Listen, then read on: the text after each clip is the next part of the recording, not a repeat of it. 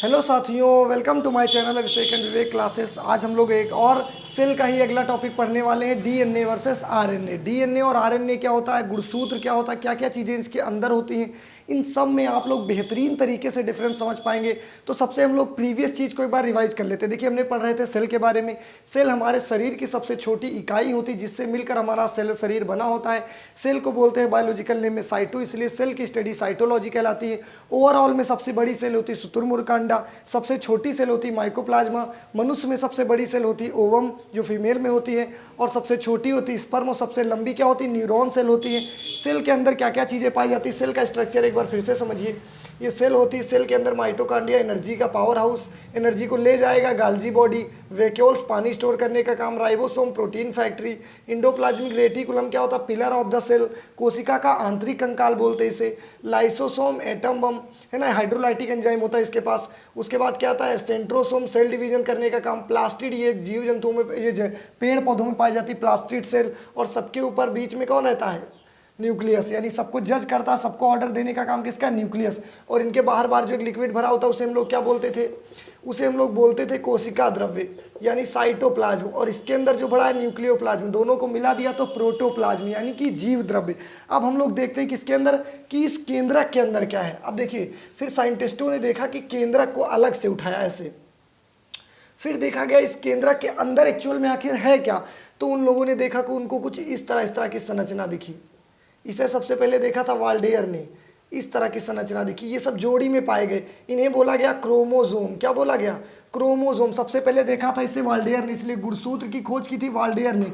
इन जो ये पेयर में दिख रहे हैं ऐसी संरचना को, इसको नाम दिया गया गुणसूत्र, इंग्लिश में बोलते हैं क्रोमोसोम। ये एक कोशिका में, एक केंद्रक में कितने पाए जाते हैं, 23 जोड़ी या फिर 46 होते हैं संख्या में, 23 जोड़ी या फिर 46 होते हैं। अब देखिए, क्रोमोसोम का ऊपरी भाग होता है इसे सैटेलाइट बोलते हैं, मध्य के भाग को सेंट्रोमर बोलते हैं, नीचे वाले जो टेल होती, पूंछ होती है, उस भाग को टेलोमर। ऊपर सैटेलाइट, सेंट्रोमर, बीच में देखिए सेंटर में है तो सेंट्रोमर, टेल है नीचे पूंछ की तरह तो टेलोमर, ऊपर वाले भाग को क्या बोलते हैं, सैटेलाइट। इसके बीच में धागे नुमा संरचना पाई जाती है उसे हम एरन बोलते हैं। क्या बोलते हैं, एरन बोलते हैं। देखिए, क्रोमोसोम केंद्रक में पाया जाता है। देखिए, ये क्रोमोसोम कहाँ भी बताइए, केंद्रक के अंदर है। तो अब उसके बाद देखो किया क्या गया, ये केंद्रक, ये वो एक क्रोमोसोम उठाया गया ऐसे, अब इसको थोड़ा सा खींचा गया, थोड़ा सा, तो थोड़ा सा जब खींचा गया तो इतने वाले पार्ट को बोला गया डीएनए। जैसे स्प्रिंग होती है ना, स्प्रिंग, उसको थोड़ा सा हमने खींचा तो डीएनए, उसके बाद उसको और ज़्यादा खींच दिया गया तो इसे बोला गया जीन। क्या बोला गया, जीन।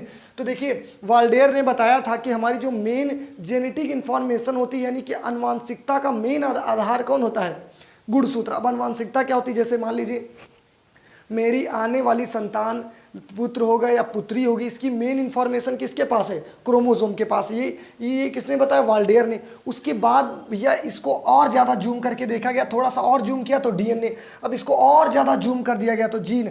अब आप बताइए, मेन हमारी जेनेटिक इंफॉर्मेशन किसके पास होगी, वो होती जीन के पास। किसके पास, जीन को थोड़ा समेट दीजिए तो डीएनए, और इसको और समेट दीजिए तो क्या हो जाएगा, क्रोमोसोम। क्रोमोसोम को उठाकर बंद कीजिए तो न्यूक्लियस, और न्यूक्लियस को उठाकर रख दीजिए सेल में, और सेल से हमारा मिलकर बना है क्या, शरीर, है ना। तो एक देखिए, क्रोमोसोम केंद्रक में पाया जाता है, क्रोमोसोम के अंदर डीएनए होता है, डीएनए के अंदर ही क्या पाई जाती है, जीन। जीन की खोज की थी जोहानसन ने। देखिए, जा से जीन और जा से जोहानसन, जा से जीन और जा से जोहानसन। डीएनए के अंदर जीन पाया जाता है, जीन में माता पिता के गुण उपस्थित रहते हैं। बताइए, जीन ही में तो होंगे, तो जीन में क्या रहते हैं, माता पिता के गुण उपस्थित रहते हैं। जीन ही आनुवांशिकता का क्या होता है, आधार होता है। जीन ही आनुवांशिकता क्या क्या है, आधार होता है। देखिए, कुछ जीवों को क्रोमोसोम, देखिए जीवाणुओं में, बैक्टीरिया में 1 क्रोमोसोम पाया जाता है, मटर में 14 होते हैं, प्याज में 16 होते हैं, मक्का में 20, टमाटर में 24 होते हैं, मेढक में 26, तम्बाकू, आलू, चिंपैंजी, इन सब में 48 गुणसूत्र पाए जाते हैं।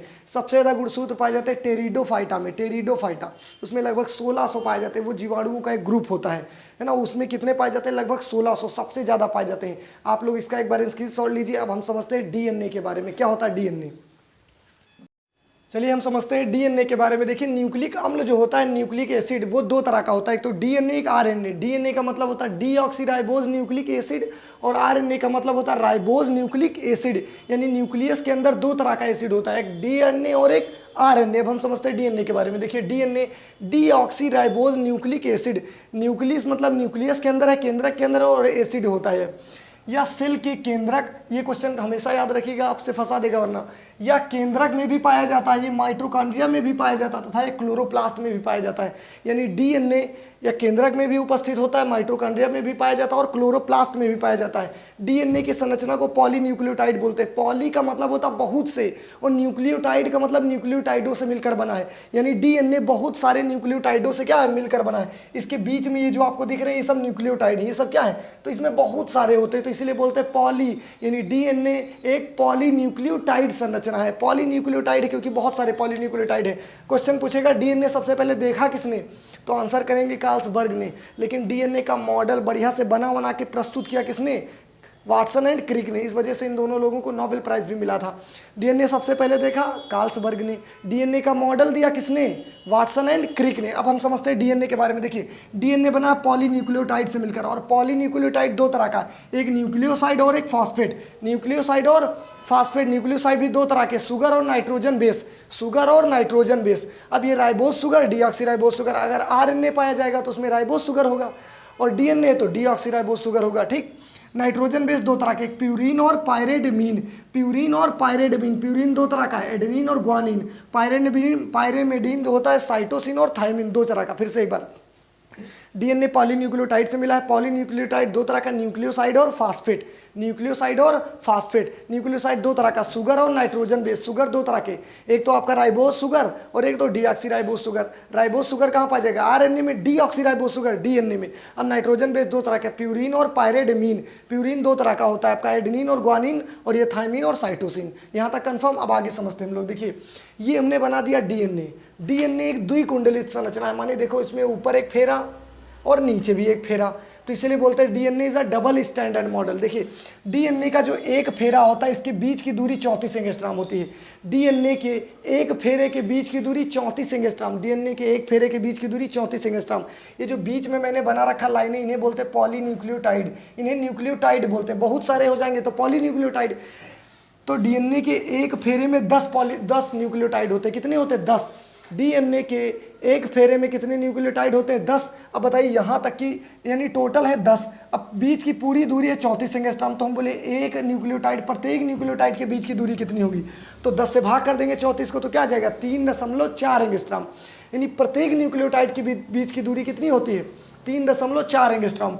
अब इसमें देखिए, जैसे मान लीजिए हमने यहाँ से एक उठा लिया, ऐसे पॉलीन्यूक्लियोटाइड एक उठा लिया, तो इस न्यूक्लियोटाइड में ही ऊपर आपका मिलेगा एडेनिन, ग्वानिन, साइटोसिन और आपका थायमिन। सब कुछ एक ही मिलता है। बात आई समझ की नहीं है, तो एडेनिन, ग्वानिन, थायमिन, साइटोसिन ये सब देखिए यहाँ पर। ठीक, अब आपसे क्वेश्चन पूछेगा एडेनिन और थायमिन के बीच में कौन सा बॉन्ड, और ग्वानिन और साइटोसिन के बीच में कौन सा बॉन्ड होता है। देखिए एडेनिन और थायमिन के बीच में डबल बॉन्डिंग होती है, ग्वानिन और साइटोसिन के बीच ट्रिपल बॉन्डिंग होती है। शॉर्ट ट्रिक क्या होता है, एटीजीसी, याद रखिए ATGC, double bond triple bond, ATGC double और ट्रिपल बॉन्ड। देखिए डीएनए के एक टर्म या फेरा की लंबाई 34 एंगस्ट्राम।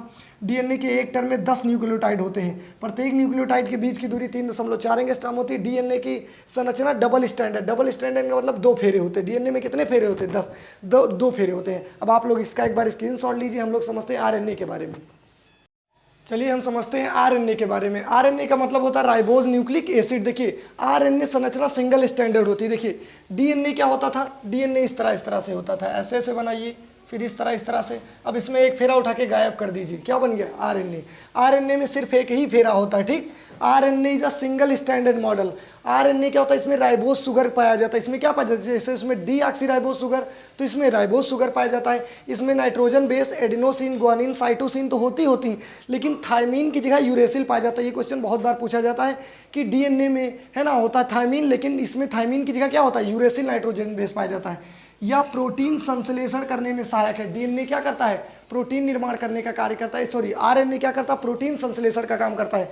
समझिए आरएनए 3 प्रकार का होता है, एमआरएनए, टीआरएनए, आरआरएनए। एम का मतलब मैसेंजर आरएनए, टी मतलब क्या होता है, ट्रांसफर आरएनए, आर का मतलब राइबोसोम आरएनए। देखिए हम लोग, देखिए हमारे शरीर के अंदर 10 अमीनो एसिड उपस्थित रहते हैं। 10 एमिनो एसिड जब हम लोग खाना खाते तो आते हैं, तो 20 एमिनो एसिड मिलकर एक प्रोटीन बनती है। क्या बनती है? प्रोटीन।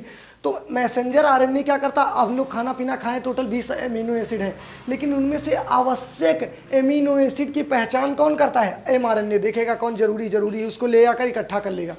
अब उसको बाद बताएगा ट्रांसफर आरएनए की, भैया इसको ट्रांसफर करो किसके पास? आरएनए। आरएनए मतलब राइबोसोम आरएनए। अब राइबोसोम के पास ये दे देगा, और राइबोसोम का काम क्या? Protein factory. प्रोटीन फैक्ट्री किसे बोलते हैं? राइबोसोम। राइबोसोम प्रोटीन निर्माण करने का काम करता है। देखिए, एमआरएनए पहचानेगा कि आवश्यक एमिनो एसिड कौन है, देगा किसको? ट्रांसफर आरएनए को, भैया ट्रांसफर करो किसके पास? आरएनए के पास। आवश्यक एमिनो एसिड की पहचान करता है ट्रांसफर आरएनए, एमिनो एसिड को राइबोसोम तक लाता है। राइबोसोम आरएनए क्या करता है? यह प्रोटीन निर्माण करने में क्या होता है? सहायक होता है। अब हम समझते हैं, देखिए डीएनए से आरएनए बनाना होता है ट्रांसक्रिप्शन। डीएनए को अगर आप आरएनए में बना रहे हैं तो होता है ट्रांसक्रिप्शन। बनाना कैसे आसान है, सीधे डीएनए आरएनए बनाना, तो जहाँ थायमिन था उठा के यूरेसिल कर दीजिए, क्या बन गया? डीएनए से आरएनए बन गया। अच्छा, आरएनए से डीएनए बनाना तो क्या करिए? जहाँ थायमिन था यूरेसिल चिपका दीजिए, हो गया आरएनए। तो डीएनए से आरएनए बनाना ट्रांसक्रिप्शन, फिर आरएनए से डीएनए बना लेना रिवर्स ट्रांसक्रिप्शन कहलाता है। भारत में ज़्यादातर डीएनए की जांच की जाती है, आरएनए की जांच यहाँ पर अच्छे से नहीं होती। तो भारत में क्या करते हैं, जैसे मान लीजिए कोरोना जो वायरस था वो आरएनए वायरस था, तो आरएनए था, तो भारत में जब कोरोना की जांच की वैक्सीन बनाई गई तो आरएनए को कहाँ में बदला गया? डीएनए में। फिर डीएनए जब बदला गया ना, उसके बाद उसकी क्या बनाएगी? वैक्सीन बनाएगी। समझिए, आरएनए से प्रोटीन बनाना कहलाता है ट्रांसलेशन। आरएनए से प्रोटीन निर्माण करना क्या कहलाता है? ट्रांसलेशन या संश्लेषण बोलते हो सही। डीएनए से डीएनए बना लेना क्या कहलाता है? रिप्लिकेशन। डीएनए से डीएनए बनाना कहलाता है रिप्लिकेशन। नोट करके समझिए, या बैक्टीरिया व वायरस में पाया जाता है। जो आरएनए वायरस है ना, या आरएनए पाया जाता है बैक्टीरिया व वायरस में। भारत में डीएनए की जांच होती है, इसीलिए तो कोरोना की वैक्सीन जल्दी बन नहीं पाई, क्योंकि ये आरएनए वायरस था। कोरोना एक आरएनए वायरस है, ठीक। तो आई होप आपको समझ आएगा। एक बार इसका स्क्रीनशॉट लीजिए, अगर अच्छा लगे तो प्लीज़ लाइक कीजिए। Thank you very much.